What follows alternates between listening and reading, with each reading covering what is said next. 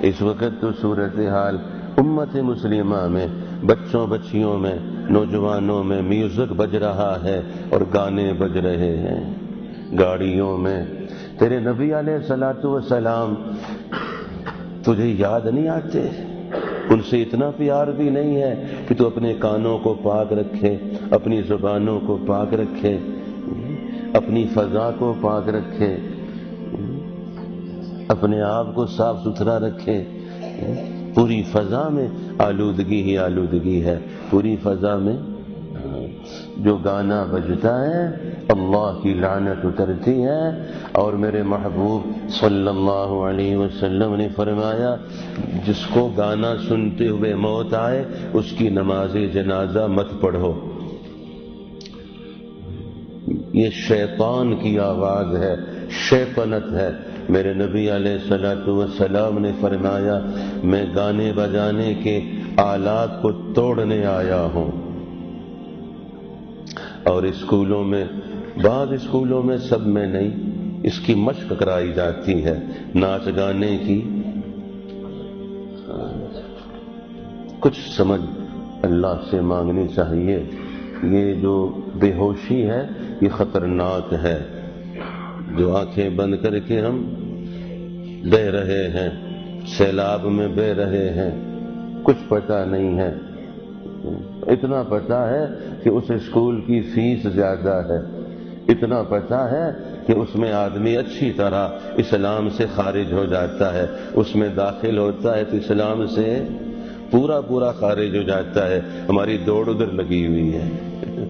وہ داخل ہونے کو چھوڑو، خطرہ کیا ہے کہ ادھر خارج ہو رہا ہے.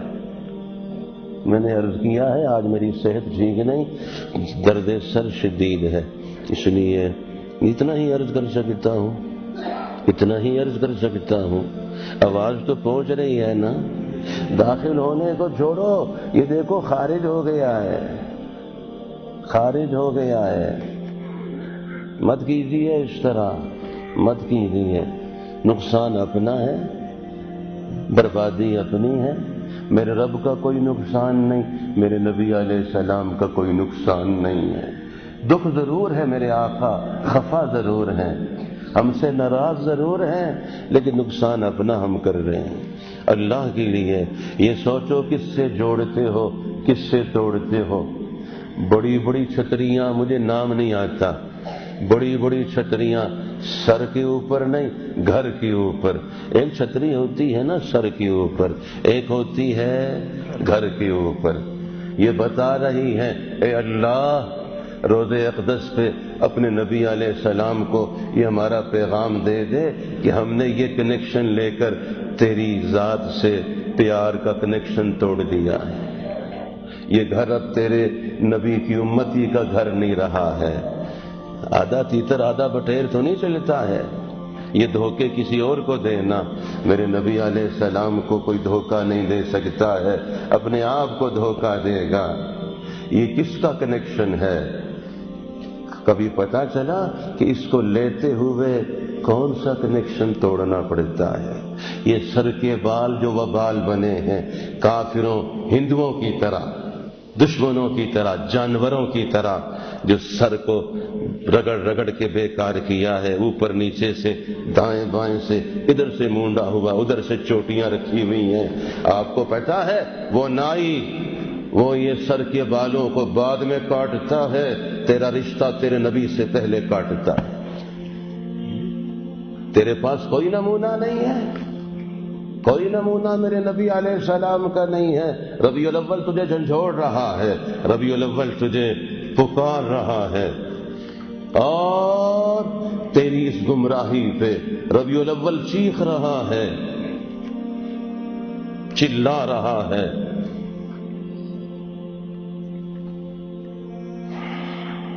یاد رکھیے، یاد رکھیے، واضح عرض کرتا ہوں، قرآن و سنت، تعلیمات الہیہ، وحی الہی، یہ زندگی ہے، یہ روح ہے. اور قرآن و سنت زندگی میں نہیں، نظام میں نہیں، تجارت میں نہیں، عدالت میں نہیں، ملازمت میں نہیں، ہماری نسبتوں میں نہیں ہے، تو یہ موت ہے. جس طرح روح نہیں ہے، روح نہیں ہے تو میت ہے، لاش ہے، اس طرح قرآن و سنت اگر ہمارے پاس نہیں ہے تو ہم زندہ مرے ہوئے لاش ہیں۔ لاش کیا ہے؟ اس جسم کی ایک جان ہے، اس کو روح کہتے ہیں، اس روح کی بھی ایک جان ہے جس کو اللہ کا قرآن کہتے ہیں۔ بے جان ہیں ہم، کیا ہیں؟ بے جان، بے جان ہیں۔ اللہ کے لیے اپنے اوپر رحم کھائیے۔ یہ سر کے بال وہ بعد میں کاٹتا ہے، تیرا دل نہیں دکھتا ہے؟ اے باپ تیرا دل نہیں دکھتا؟ اے اسکول کے استاد تیرا دل نہیں دکھتا ہے؟ اے بڑے بھائی، اے چچا اور ماموں، اے ماں اور بہن اور بہو بیٹی، تیرا دل نہیں دکھتا؟ میں کیا کروں کہ تیرے نبی علیہ السلام کی قلب اطہر کو تو بہت صدمہ پہنچتا ہے کہ میری امت کو کیا ہو گیا ہے۔ سب بگڑے ہوئے نمونے اپنا رہے ہیں، سب بگڑے ہوئے راستوں پہ چل پڑے ہیں، سب کچرا، سب ملبہ، سب بیکار، سب ردی، اور ردی کو تو آگ میں جلایا جاتا ہے۔ ردی کو، ہاں یہ سب ردی ہے، گناہ، فسق و فجور، نافرمانی، بے پردگی، بے حیائی اور یعنی یہ سب کچرا ہے، یہ سب ردی ہے، یہ سب بالن ہے، یہ سب ایندھن ہے، اس کو تو آگ میں ڈالا جائے گا۔ سنیے سنیے، یہ امت جنت کے باغ والی ہے، جہنم کے آگ والی نہیں ہے۔